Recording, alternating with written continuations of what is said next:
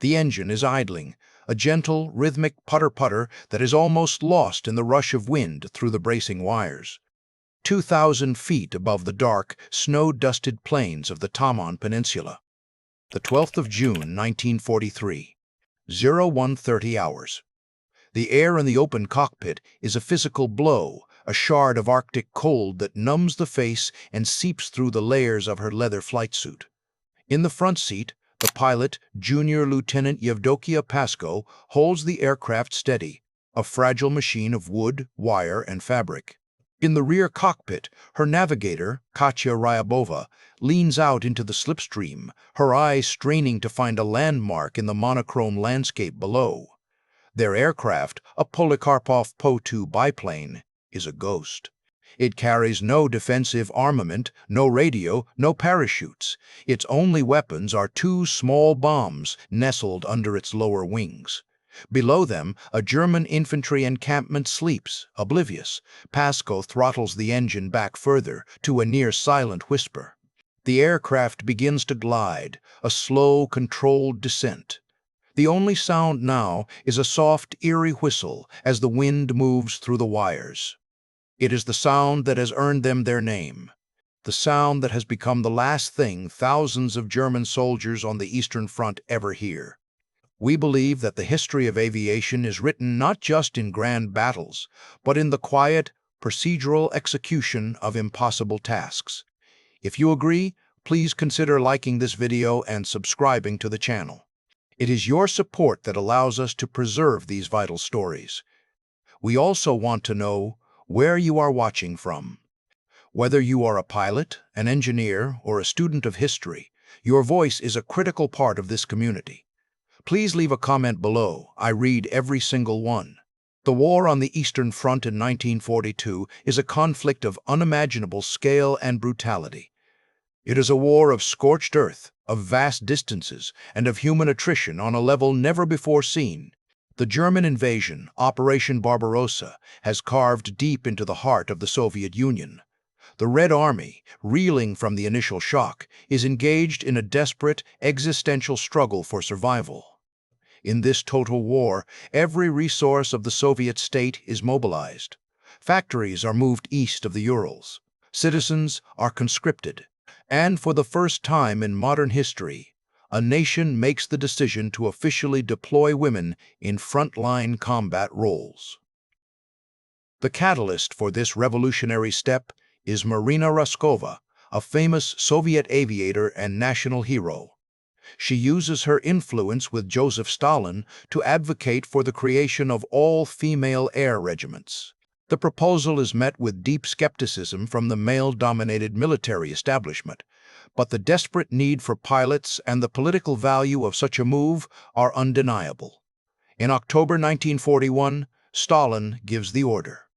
3 all-female air regiments will be formed: a fighter regiment, a dive bomber regiment, and a night bomber regiment.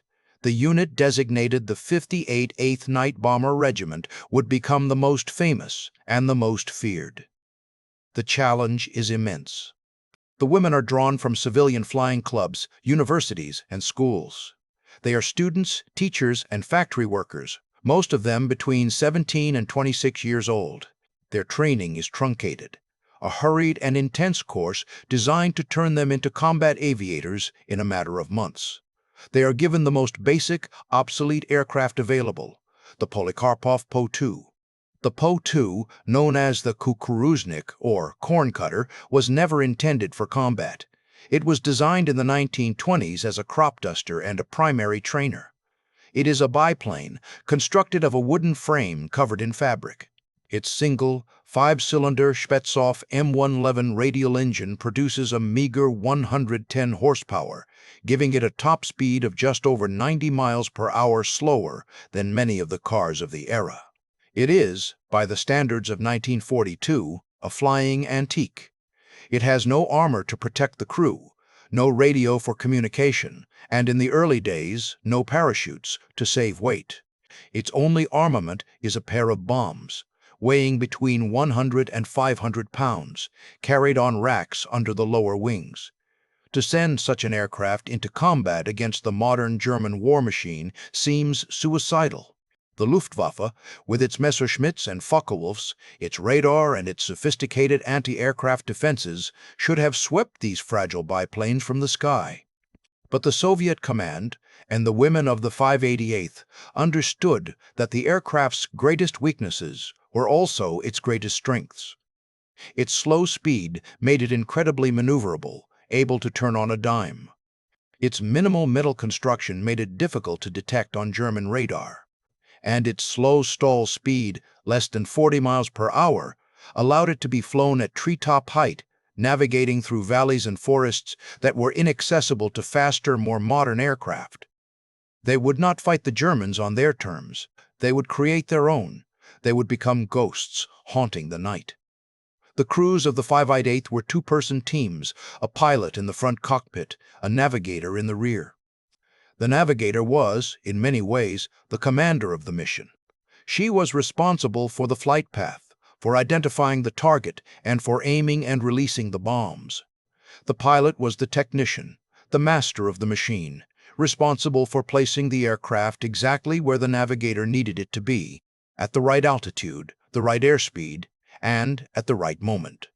The training they received was brutal and relentless. They learned to fly the Po-2, an aircraft that was forgiving to a novice but difficult to master in a combat environment.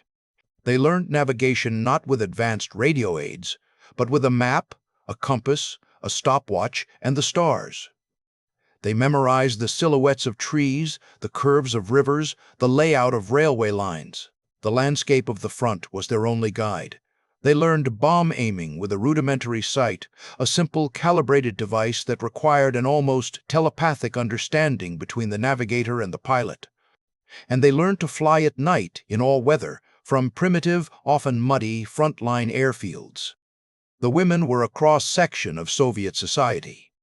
Yevdokia Pasko, a pilot, had been a student at Moscow State University. Her navigator, Yekaterina Ryabova, was also a university student. Nadezhda Popova, who would become one of the most famous of the witches, was a civilian flight instructor before the war. They were not hardened soldiers. They were young women, driven by a fierce patriotism and a desire to defend their homeland. They faced not only the enemy, but the ingrained sexism of their own military. They were often issued ill-fitting male uniforms and boots. The ground crews, mechanics, and armorers of the 588th were also all women, a testament to the unit's complete self-sufficiency. They worked in freezing conditions, often with inadequate tools, to keep the fragile biplanes flying.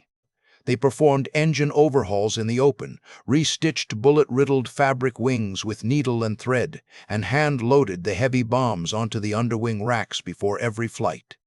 Their shared experience forged an incredible bond of camaraderie and professionalism. They were not just a military unit, they were a sisterhood. Their commander, Major Yevdokia Bershanskaya, was a stern but respected leader, a highly experienced pilot who demanded the utmost discipline and precision from her crews. She understood the psychological toll of their nightly work and fostered an environment of mutual support.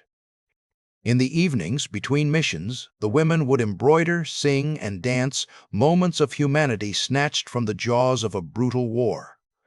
They decorated their aircraft with flowers. But when the time came to fly, they were cold, calculating professionals. The operational tempo of the 588th was unlike anything else in the air war. A heavy bomber crew might fly one mission every few days. A night witch crew flew as many as 15 in a single night. Their war was a relentless, nightly grind of takeoff, flight, attack, and landing, repeated over and over from dusk until dawn. A typical mission would begin with a briefing in a dimly lit tent near the flight line. The target for the night would be assigned a German troop concentration, a supply depot, a forward command post. The navigators would huddle over their maps, plotting the route, calculating headings and timings. The objective was not strategic destruction, but harassment. The goal was to deny the enemy sleep, to keep them in a constant state of anxiety, to disrupt their logistics and shatter their morale. The aircraft themselves were prepared by the all-female ground crews. The bombs were loaded by hand. The fuel tanks were topped up. The engines were checked and double-checked. The pilot and navigator would climb into their open cockpits, bundled in layers of clothing against the bitter cold.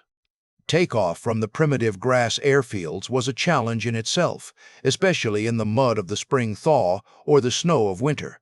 Once airborne, they would climb to a few thousand feet and set course for the front. The Po-2 was a stable aircraft, but it was slow, and the journey to the target area could take over an hour. The navigator would be constantly working, checking her map against the dark landscape below, making corrections, guiding the pilot. As they approached the target, the most critical phase of the mission began. This was the tactic that made the night witches so feared. Several kilometers from the German positions, the pilot would throttle the M11 engine back to idle. The noisy roar of the engine would die away, replaced by a soft, almost silent whistling sound as the aircraft glided through the air. They were now a ghost. German sound detectors, used to locate approaching aircraft by the noise of their engines, were useless. The German soldiers below would hear nothing. The navigator, often leaning out of the cockpit into the freezing slipstream, would guide the pilot on the final approach. She would identify the target, a line of trenches, a parked truck, a flickering campfire, and give the command. The pilot would release the bombs. They would hear the faint whistle as the bombs fell away. Then, seconds later, the eruption of light and sound on the ground below. The spell was broken. The engine would be brought back to full power with a deafening roar. And now, the second part of the challenge began: survival. The explosion of their own bombs would have alerted every German anti-aircraft gunner in the sector. The sky would suddenly be filled with a web of tracer fire and the blinding beams of searchlights. The Po-2, slow and fragile, was an easy target if it could be seen. The pilot's skill was now paramount. She would jink and weave, flying at treetop height, using the terrain to mask her escape. The navigator would be looking back, calling out the position of the tracers, guiding the pilot through the storm of fire. More often than not, they made it.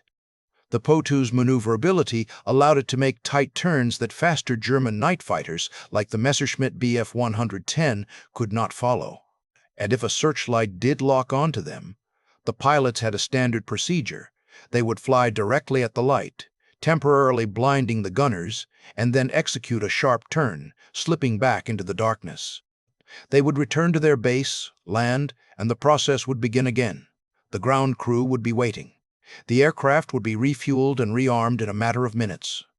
The crew might have time for a quick drink of hot tea before climbing back into their cockpits and flying into the night again. It was a war of relentless, grinding pressure, a war of nerves and skill fought with the most basic of tools. The psychological impact on the German troops was profound. To be subjected to these nightly, unpredictable attacks was a form of torture. Just as a soldier would be settling into a fitful sleep, the eerie, whistling sound would begin, followed by the terrifying crump of explosions. The attacks were not powerful enough to destroy a fortified position, but they were more than capable of killing soldiers in their trenches, destroying supply trucks, and setting fuel dumps ablaze. The Germans on the Eastern Front came to dread the sound. They called the women of the 588th Nachthexen, night witches. The name was a mixture of fear and grudging respect. It was an acknowledgement of the uncanny, almost supernatural way these silent aircraft would appear out of the darkness, deliver their sting, and vanish. The German High Command was forced to divert resources to counter the threat. Night fighter squadrons were moved to the sector. Flak batteries were increased, but the witches remained elusive. They were too slow, too small, and flew too low to be effectively countered by conventional means. One German ace, after being ordered to intercept the Po-2s, reportedly returned to base in frustration, complaining that it was impossible to shoot them down because the stall speed of his Bf-2L9 was faster than the top speed of the biplanes. To be awarded a kill against a Po-2 was not a mark of honor, but an embarrassment. The verification of the Night Witches' success was in the chaos they caused. Their own reports were simple and factual, noting the number of bombs dropped and any observed secondary explosions. But the real proof came from partisan reports and, after the war, from captured German records, which detailed the nightly disruption, the casualties, and the pervasive, morale-sapping fear caused by these sewing machines, as the Germans also called them. The women of the 508th paid a heavy price for their success. 32 of their pilots and navigators were killed in action. Their base was bombed several times. Aircraft were lost to flak, to fighters, and to simple mechanical failure. But they never wavered. They flew over 24,000 combat sorties during the course of the war, dropping 3,000 tons of bombs. The unit was officially renamed the 46th Tommen Guards Night Bomber Aviation Regiment in recognition of its extraordinary performance during the liberation of the Tommen Peninsula. 23 of its pilots were awarded the title Hero of the Soviet Union, the nation's highest honor for valor. The unit became the most highly decorated female unit in the Soviet Air Force, a testament to its unique and brutal effectiveness. The tactical legacy of the Night Witches is a powerful lesson in asymmetric warfare.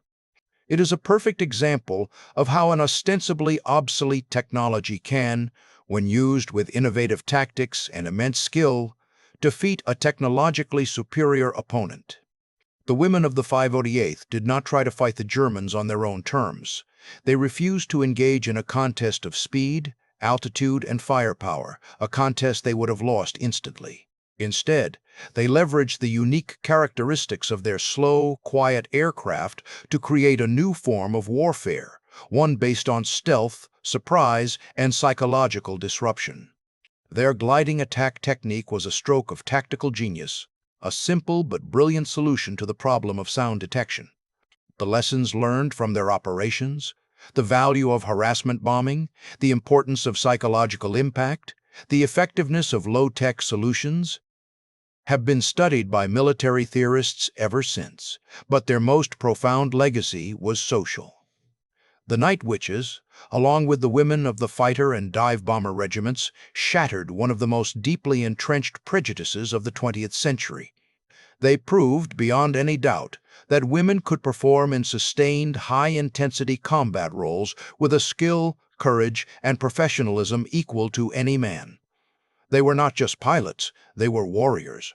They endured the same hardships, faced the same dangers, and achieved the same, and often greater, successes as their male comrades. At a time when women in the Western Allied air forces were restricted to non-combat roles like ferry pilots, the women of the Soviet Union were flying fighters, dive bombers, and night bombers on the most brutal front of the war. Their achievement was a landmark in the history of women in the military, a precedent that would be cited for decades to come in the long struggle for equality in the armed forces. After the war, the records of their achievements were sometimes downplayed, their story obscured by the larger narrative of the Great Patriotic War. But their legacy was indelible. The vast, flat plains of southern Russia are quiet now. The trenches have been filled in, the farm fields replanted. The sky at night is dark and silent, empty of the ghosts that once haunted it. The simple biplanes, the Po-02s, are gone, existing only as museum pieces, their fabric wings and wooden struts, a testament to a different era of aviation. The women who flew them, the Night Witches, have mostly passed into history. After the war, they returned to their lives as students, scientists, and teachers.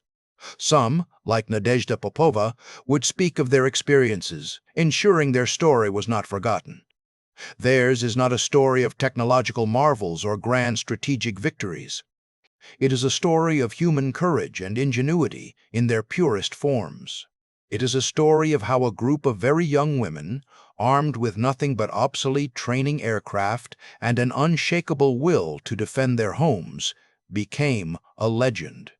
It is a reminder that the most effective weapon in any conflict is not the machine, but the mind and the spirit of the person who operates it. The final image is of a single, preserved Po-2, sitting silently in a museum, a fragile, almost delicate machine that was, for a time, one of the most feared weapons on the Eastern Front.